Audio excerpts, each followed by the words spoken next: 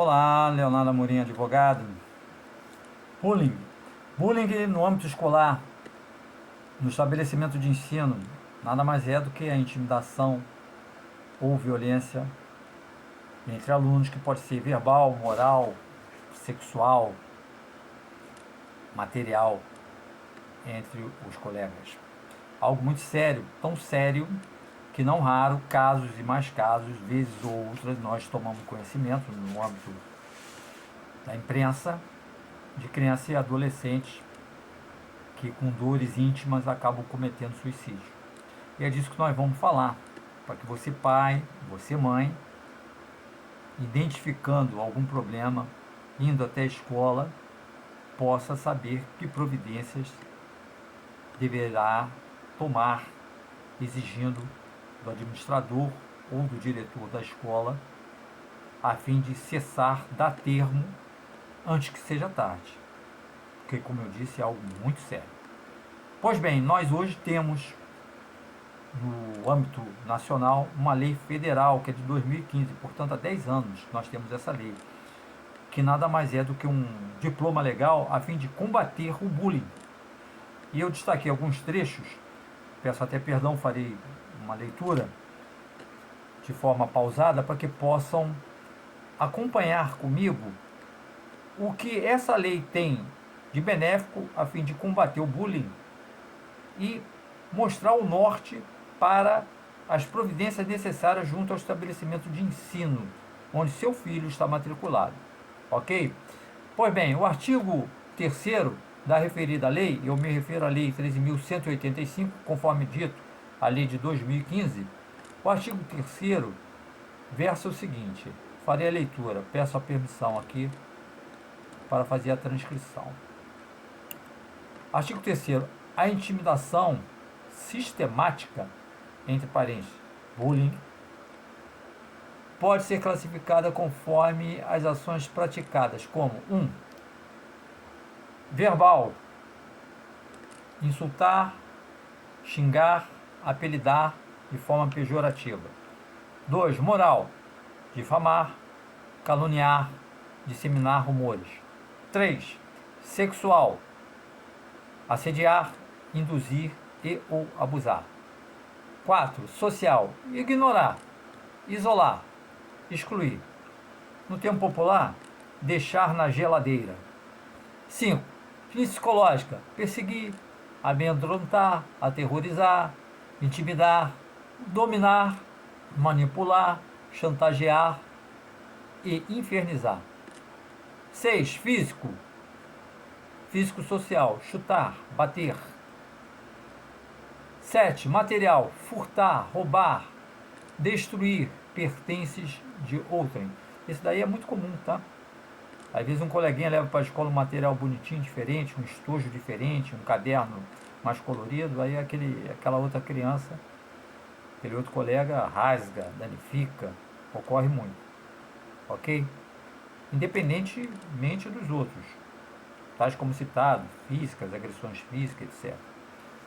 Bom, 8. Virtual, muito comum no tempo de hoje, em razão do que nós estamos vivendo com a internet. Depreciar, enviar mensagem intrusivas de intimidade, enviar ou adulterar fotos e dados pessoais que resultem em sofrimento ou com o intuito de criar meios de constrangimento psicológico e social. Vocês vejam um rol de situações que a própria lei, no seu artigo 3º, enumera. Vejam quantas coisas que nossos filhos no ambiente escolar estão sujeitos a sofrer. Ok? Bom, quando nós falamos de sistemático, eu destaquei aqui um conceito para que possa entender, tá? Violência sistemática, intimidação sistemática. Não incomum nos melhores dicionários da língua portuguesa, sistemático, tá? Algo que é feito de acordo com um sistema ou método. Então, aquele que é o causador do bullying, ele já tem um modo operandi, ele já tem uma forma de agir. Essa metodologia, digamos assim, esses métodos que ele aplica para praticar o bullying, na verdade, ele faz já de forma pensada. Ele escolhe o seu alvo, tá? E o seu alvo sendo seu filho, você, em tempo hábil, deve tomar as providências. Apenas um parênteses que eu abri, para que fique bem claro como o bullying ele é organizado, digamos assim. Ele, de forma não incomum, ele tem um roteiro a ser seguido por aquele que é o causador. E é aí que mora o perigo, como veremos mais adiante. Ok? Porque, conforme eu disse no início, é algo tão sério que não é incomum na imprensa, de forma geral, tomarmos conhecimento de crianças e adolescentes que, tendo sofrido o bullying, deram termo à própria vida. Isso é triste. Nem pensar. Prossigamos. O conhecimento sistemático é o conhecimento que é organizado de maneira lógica, tá?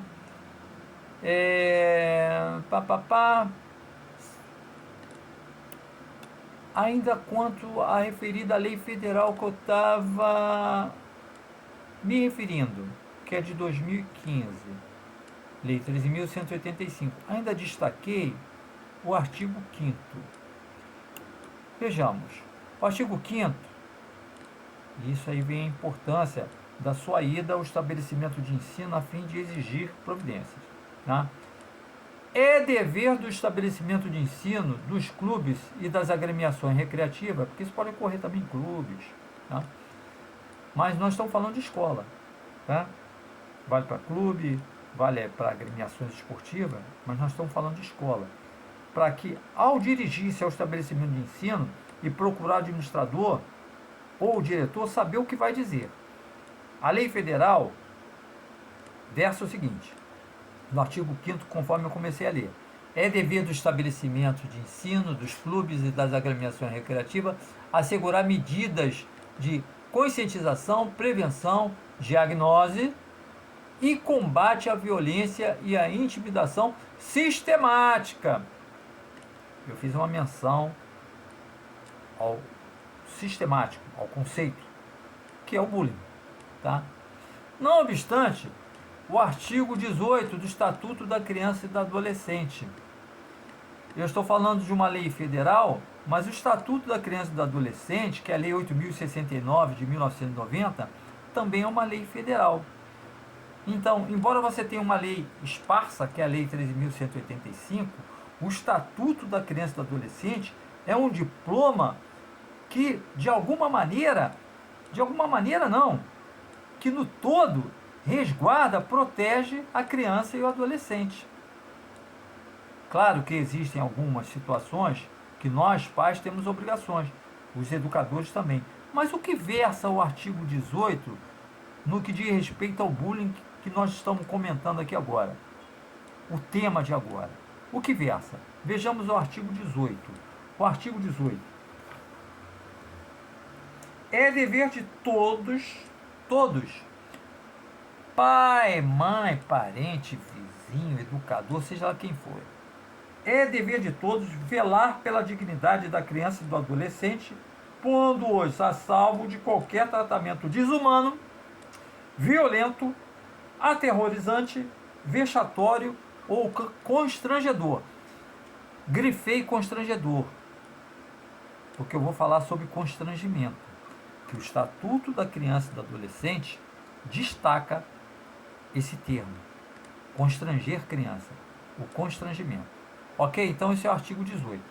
Não obstante, ainda o mesmo diploma, que é a Lei 8.069, Estatuto da Criança e do Adolescente, de 1990, no artigo 56, versa o seguinte, em versos: os dirigentes de estabelecimento de ensino fundamental comunicarão ao Conselho Tutelar os casos de Inciso primeiro, maus tratos envolvendo seus alunos. Vejam bem. Você pai, você mãe. Está em casa, está dando banho no seu filho, de repente nota ali um machucado, ou se não tiver alguma aparência física de uma violência que ele esteja sofrendo, nota uma mudança no comportamento. E ao conversar, querer explorar mais, querer tirar dele uma informação maior para saber o que está acontecendo, o que tanto incomoda, por que antes ele estava animado para ir para a escola e agora deixou de estar, você consegue saber a origem da objeção dele de ir para a escola. É justamente lá, no âmbito, na convivência com algum coleguinha. Ao dirigir-se à escola, procurando administrador ou diretor, não obstante a Lei 13.185/2015 já mencionada, nós temos o Estatuto da Criança e do Adolescente, que também é uma lei federal, 8.069, que, tal como eu disse no artigo 56, tem as obrigações desse dirigente, desse diretor, de comunicar ao Conselho Tutelar. Ok? Vamos dar continuidade para que você saiba, quando querer buscar uma providência, com quem vai falar e o que vai falar, e uma vez encontrando uma resistência, porque existe a má vontade, existe sim. Às vezes é porque é maldade mesmo do próprio administrador ou do diretor da escola, ou às vezes porque ele não se preparou tanto, da forma suficiente como deveria se preparar, para exercer de forma correta esse papel de educador, que tem, dentre outras coisas, a proteção à criança e ao adolescente, na figura que tem como um líder dentro do estabelecimento de ensino. Ok? Vamos dar continuidade. O artigo 56, então eu já fiz menção a ele, do Estatuto da Criança e do Adolescente. Lembram quando eu fiz menção ao termo constrangimento? Pois bem, o artigo 232 do Estatuto da Criança e do Adolescente, verso seguinte: submeter a criança ou adolescente sob sua autoridade, guarda ou vigilância. Olha aí o educador. Os pais deixaram na escola, foram para casa. A criança está lá sob a vigilância do educador, diretor, professor, administrador. Tá? Então, repetindo: submeter a criança ou adolescente sob sua autoridade, guarda ou vigilância, a vexame ou constrangimento. Pena, tem pena, detenção de 6 meses a 2 anos. Olha só a seriedade do negócio. Aí o diretor, não, correu, eu vi, mas deixei para lá, não fui eu que bati, não fui eu que xinguei, foi outro colega. Foi outro coleguinha dele, não fui eu. Mas olha só, além daquilo que está amparado no que diz respeito à proteção que a criança deve ter quando está sob a guarda, a vigilância de um educador, conforme o artigo 232 do Estatuto da Criança e do Adolescente, que é a Lei 8.069/1990, que eu acabei de digitar, nós temos aqui no Código Penal Brasileiro, no artigo 13, aquilo que versa sobre a omissão. Omissão também é crime, ok? Vejamos o artigo 13. Relação de causalidade, abre aspas. O resultado de que depende a existência do crime,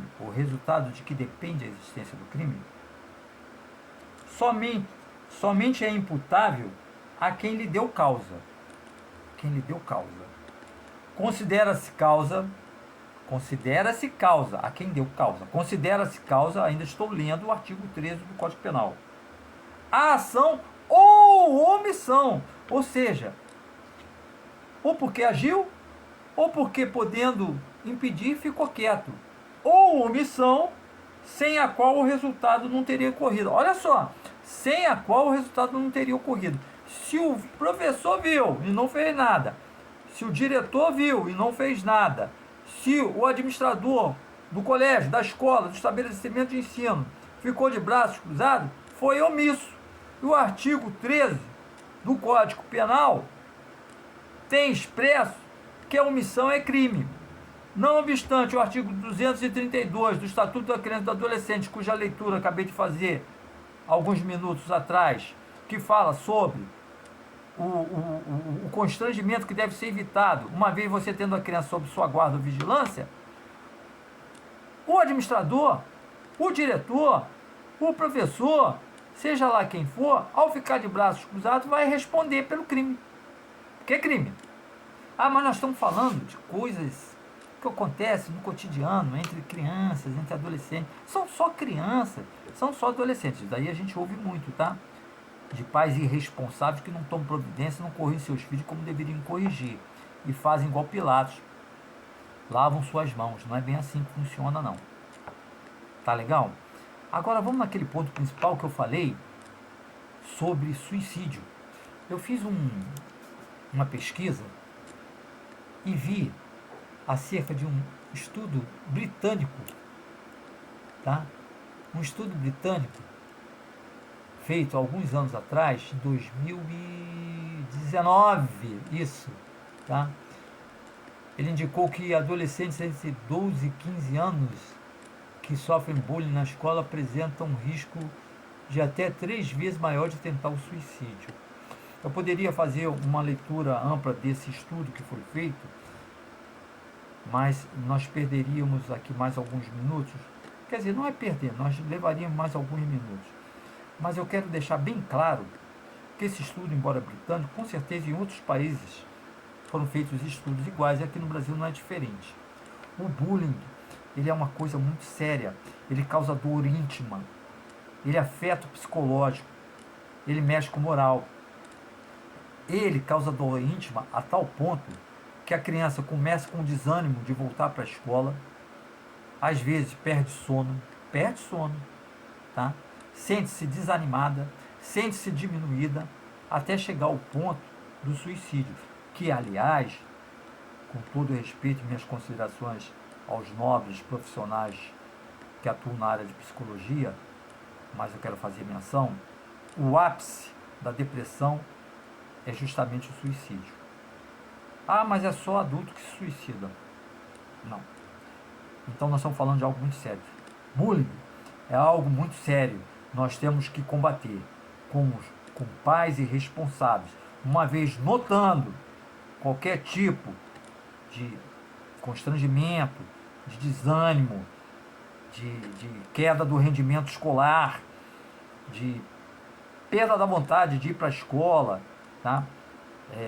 Alguma lesão física aparente, notada, nós temos que procurar sim o administrador da escola, o diretor da escola, falar com a professora, e uma vez identificando que realmente seu filho, nosso filho, são vítimas do bullying, temos que pedir providência. E agora vem a finalização que eu disse lá no início sobre providência. Se porventura encontrar resistência, má vontade do administrador da escola de agir, de cumprir a lei, os dispositivos legais que eu citei aqui, você começa no passo a passo, degrau por degrau. Qual o conselho tutelar? Encontrou dificuldades também? Vá ao Ministério Público, Promotoria da Infância e da Juventude. Procure um promotor. Olha só, excelência. Fui à escola, falei com a diretora, com o administrador, não adiantou. Foi o conselho tutelar, não adiantou. Está acontecendo isso. Eu quero uma providência. E pode ter certeza que o Ministério Público, através da Promotoria da Infância e da Juventude, vai chamar esse diretor, esse administrador, e vai colocá-lo no seu devido lugar. Vai tirar do ponto da omissão. Que omissão, conforme já dito, o artigo 13 do Código Penal, é crime. Um abraço.